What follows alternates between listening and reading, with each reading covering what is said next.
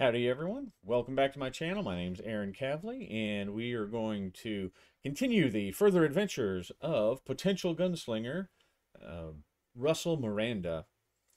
When we left him last, he had just redeemed himself by kicking the tar out of the gang that had rolled him earlier and retrieving the nice Bowie knife that Side to Shane had given him.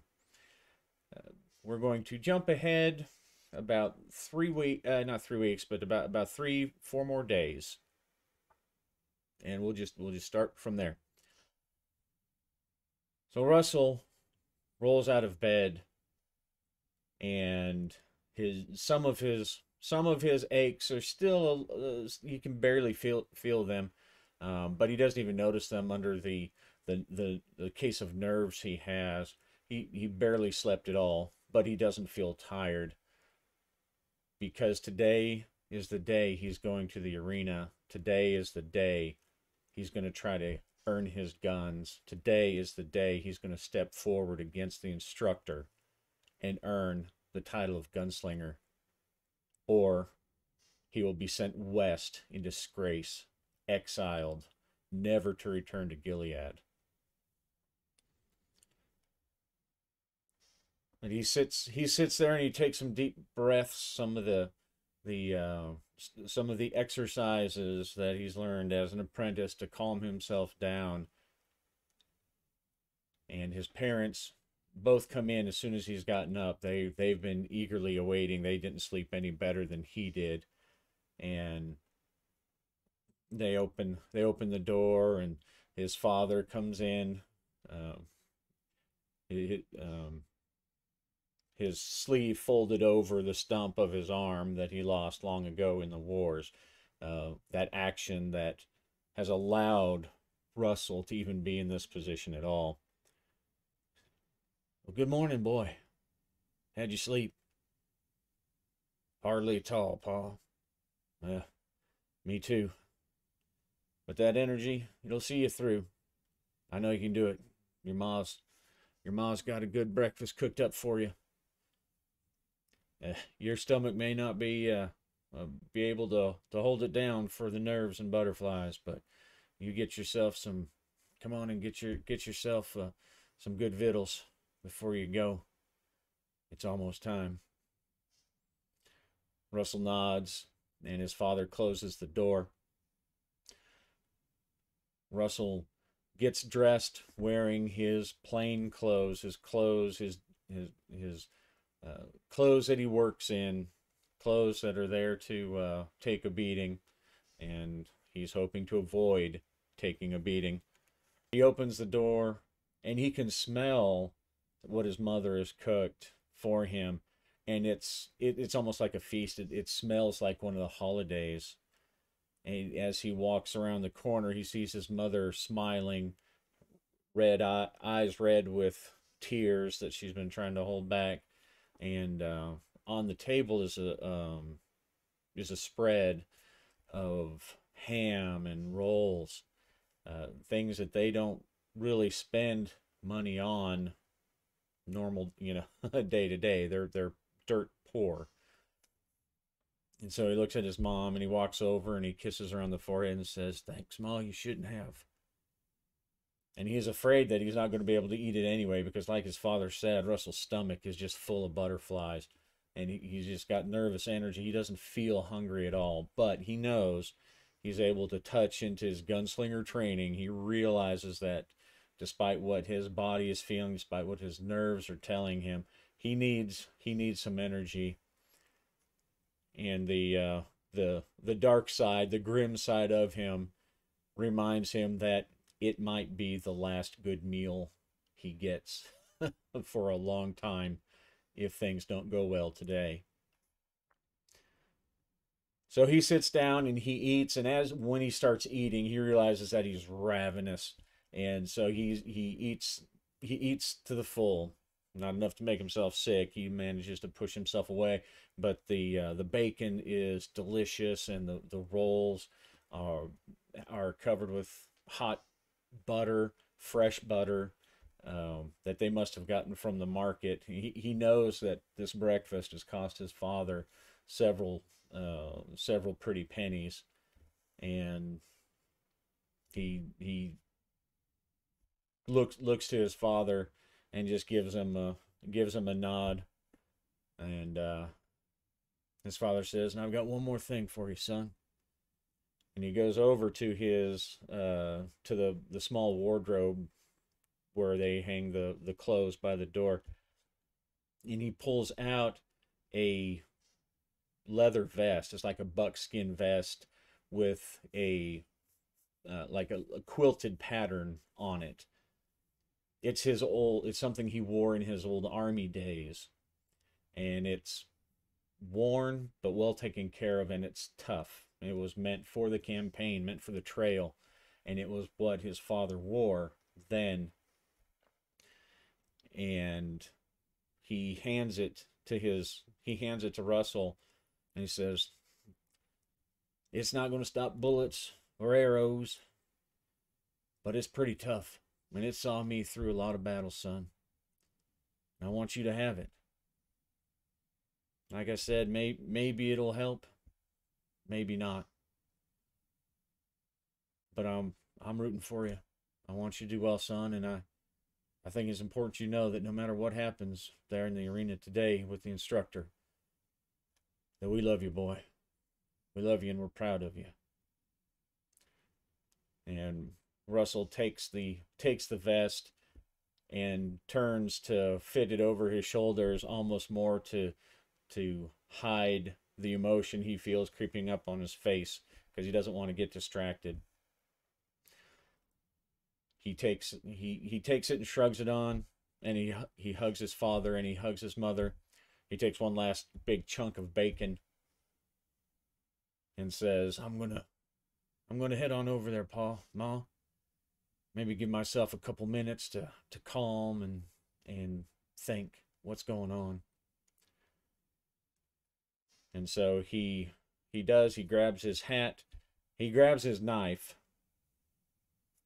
tucks it into his belt, and he walks out into early morning Gilead. Whether it's the expression on his face or Ka, he walks towards the arena where the test is, and no one harasses him or even acknowledges his existence, which is exactly what he wants. He gets there, and he watches the sunrise from the edge of the arena, and sees the light start to spill down over into the floor of the arena as it rises. And as he looks down there a second time, he sees the instructor sitting there or standing there at the far end, looking up directly at him. And he knows that his time has come. So Russell takes his Bowie knife and he sets it down, pulls it out of his belt, because it's not his chosen weapon and it's not part of the fight. He steps closer.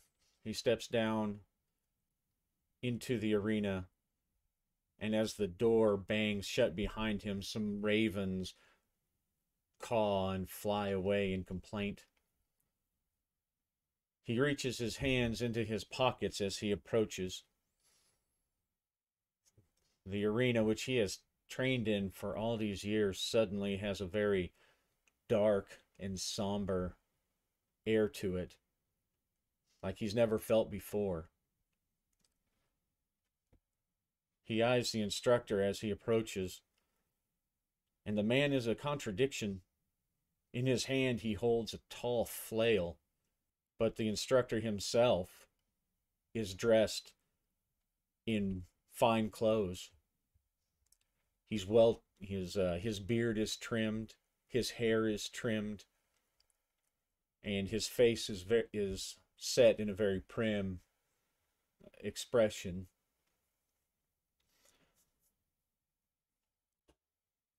He stops in front of the instructor.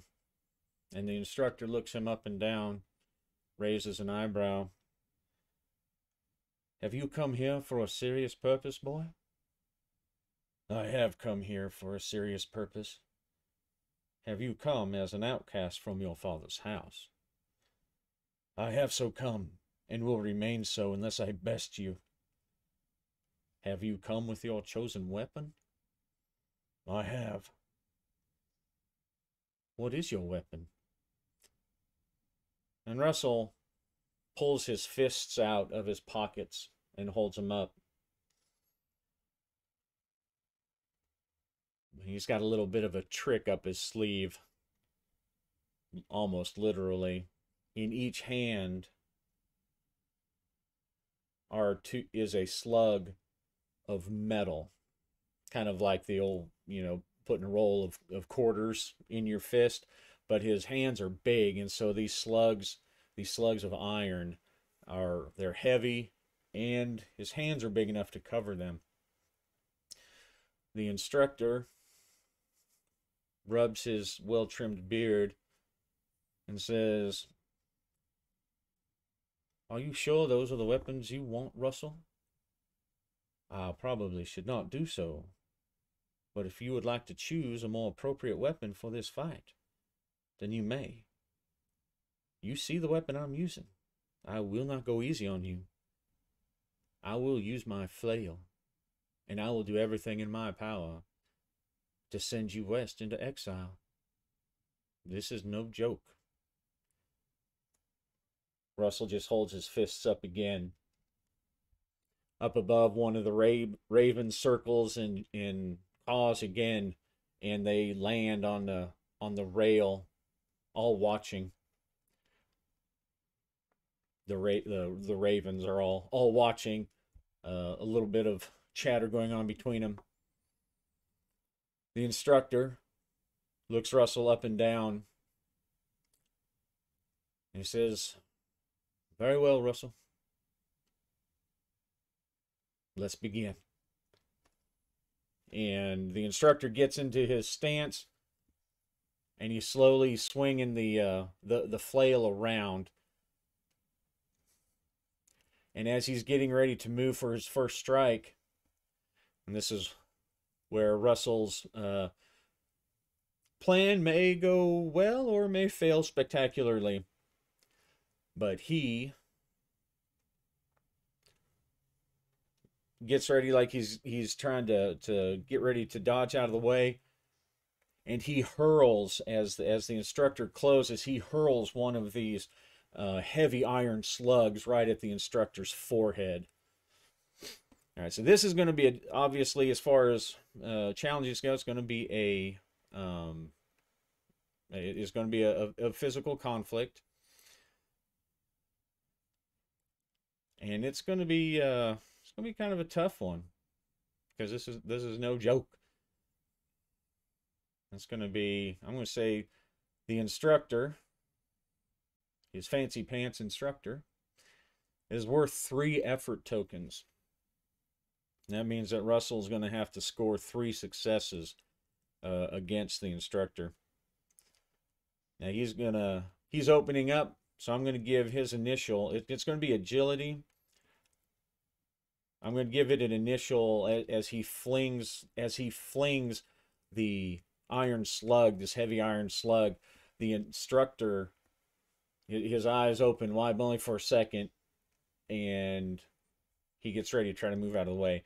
I'm going to give this since it's kind of a surprise, I'm going to give it a 5 difficulty. And because it's really an agility, it's going to only be 2d6 for him.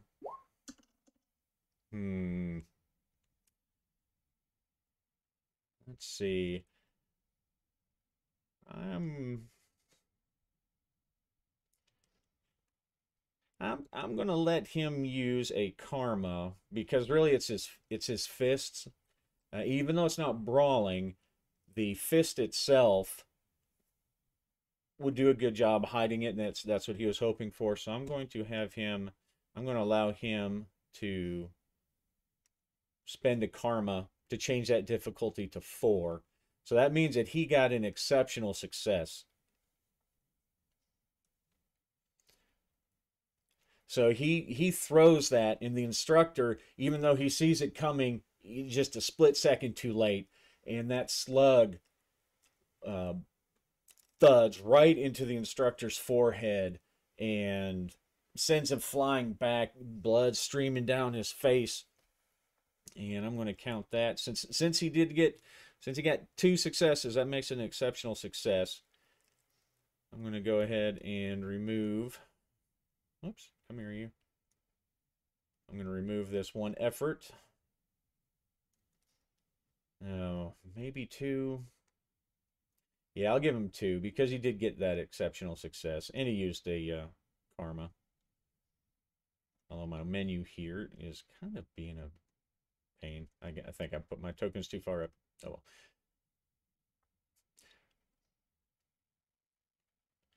So he flings this slug, and the instructor stumbles, cries out, but he's quick to respond. So Russell comes in and he tries to finish up with a punch from his other hand, but the instructor is ready for it, and he actually will swing at Russell. He'll swing in desperation, and Russell's going to try to block or deflect this flail. That makes it since it's brawling now, that makes it a brawny test. So I'm going to make him being able to. He's going to try to either catch or deflect it. So that's going to be a 3 die with a difficulty of 5.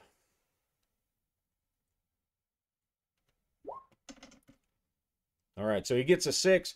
The instructor does manage to keep Russell back, but Russell steps in close enough and to catch the flail beneath the swinging head. So he manages to push it aside and get out of the way. And as he does so, he grasps onto it as best as he can, and then now he's going to try to step in and finish the instructor off with a punch.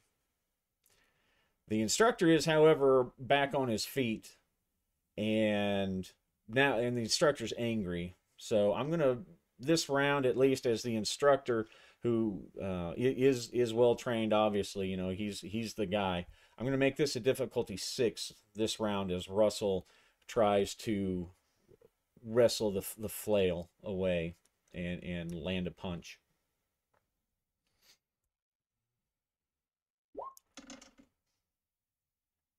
Okay.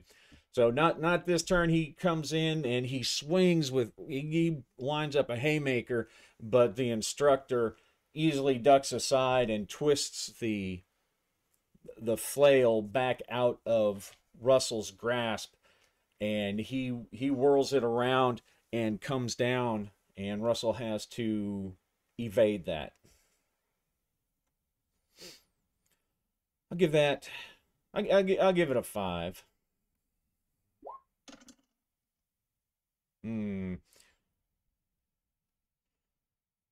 Well, he's a hero, so he's got his karma, and we're going to spend that 2nd point of karma. So Russell manages to leap away using his karma, and he gets in close with the instructor, and now the flail is kind of tangled between them as Russell is grabbing, and he's trying to lift the instructor up and throw him on the ground so he can follow up. The flail is between them, and it's kind of tangled up around both of them. So now he's going to try once again to get control of the instructor, and he's going to try to throw him hard onto the ground. In the background, the crows the ravens are shrieking almost as if in delight.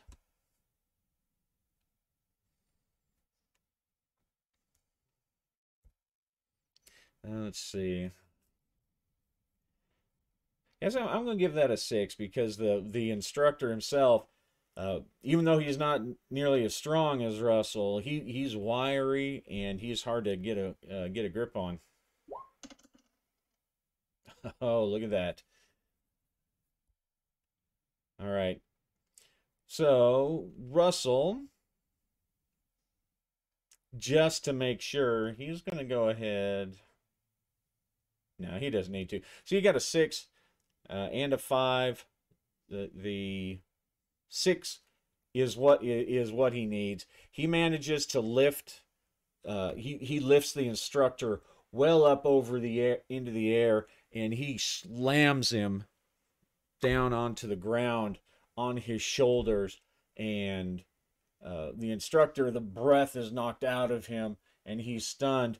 Russell follows down. He puts a knee right in the instructor's solar plexus, and he punches him. 1, 2.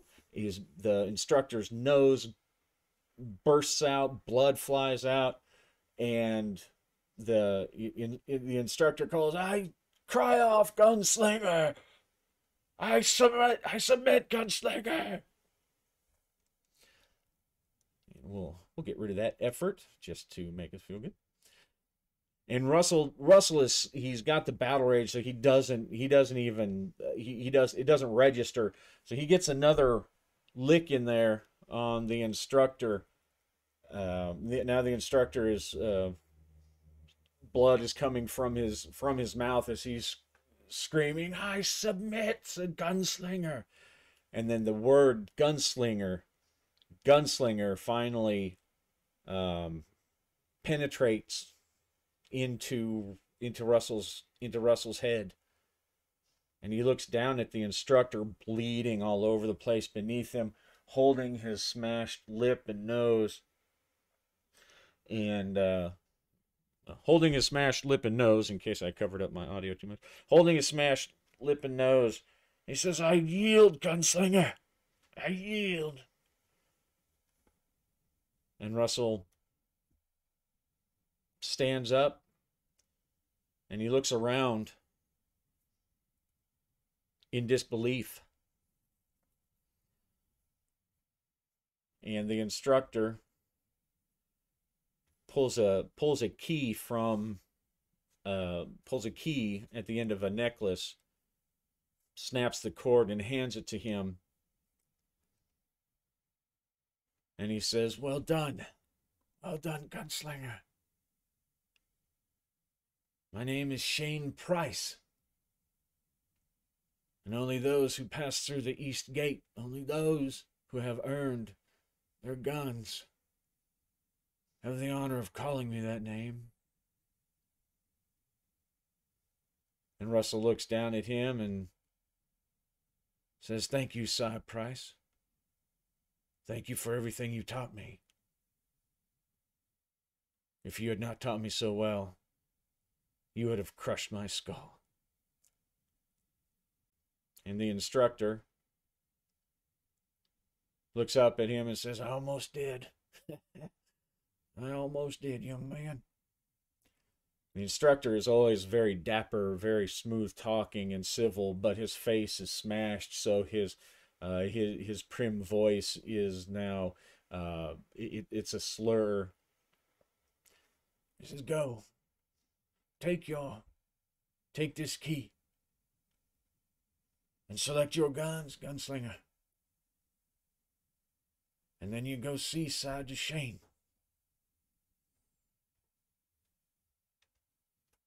Russell looks down and says, do you need help? No.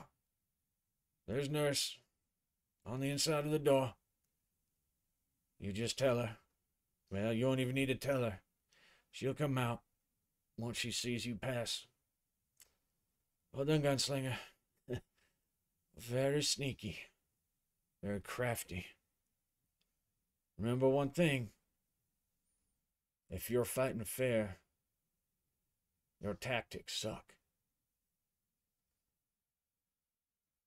Russell smiles, takes his key, and heads to the east gate It's called the East Gate, but it's not really a it's not really like a gate outside. It's just a larger door.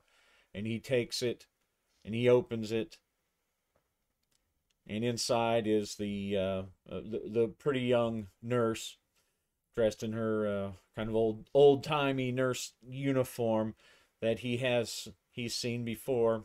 He's seen her come out in all of the battles in his class where the gunslingers, or those who have passed to be gunslingers, are, or where they passed the test. She has come out to treat uh, the instructor. And it's that point that Russell realizes that Jada Shane still called him the instructor, probably out of respect, and so Russell decides to do the same. He will still call him the instructor to the end of his days. Beyond the gate is the locked door to the armory. Russell slips the key in, opens it, and he finds some pistols and revolvers, or some revolvers laid out almost reverently in these boxes, almost like a reliquary from saints bones and things like that. And he looks through the ones that are there, and he takes his time to see which ones speak to him. He finds a pair of big revolvers. The handles are very worn. They're not the sandalwood handles that the elite gunslingers use. These are bone handles, and they're pretty grimy from years of being used and hand down. They're stained by finger oil and whatnot. But he picks them up, and they're huge. In a smaller person's hands, in his father's hands, or his friend who passed the last test hands, these revolvers would probably be uncomfortable, would be hard to use. But the other revolvers are actually a little small. These ones fit perfect. He finds a set of holsters from those that are hanging on a nearby rack. Fits them. Makes sure that the pistols fit into the holsters. Buckles the belt on. Grabs a handful of bullets. Ties the holsters to his legs. And he sees a grimy brass mirror on the wall. And he stares at himself for a second, for longer than a second, for a long moment. And he stares at Russell, Miranda, the gunslinger for Gilead. And he turns, he leaves the key, and he goes back to the place where he had left his knife. And he takes his knife, tucks it in, and he finds his parents there. And they both fall on him and hug him. And his father says, good job, boy. I knew you could do it. Good job. Russell feels a little bad because for a time he only thought that his parents wanted him to succeed so that they could increase their status, so that things would be better for them. But now he can sense the true concern, the relief they feel that he's not going to be sent into exile, and so he feels bad. Then his friend Irving Lowry, he was the other gunslinger, the second to last gunslinger apprentice to pass. He comes forward and he gives him a hearty slap on the back, and he says, I knew you could do it. Knew you could do it, Russell. But there's no time to rest. Like the instructor said, Side of Shane already wants to see you. Something big's afoot. Make sure your pistols are strapped on. And follow me. And so he bids his father and his mother goodbye and follows Irving back up towards the castle of Gilead, towards the hall of the grandfathers. The gun swinging heavily on his hip, but somehow feeling like they've always been there, like they belong there. Irving rolls Russell a cigarette, then rolls himself one, and they light a sulfur, and they smoke as they head up to the castle. I knew you could do it, Russell. So I tell you what, why don't you spend yourself an experience point? All right, so this has been about the fourth, I think the fourth session, and the Tricube Tales rule says the advancement to advancement or on advancement is characters generally advance every 1 to 3 sessions at the GM's discretion based on the desired length of the campaign. And given the this would be about the fourth session, and he just overcame a pretty big landmark in his life. He's now a gunslinger. He's now like a knight, an errant knight for the kingdom of Gilead.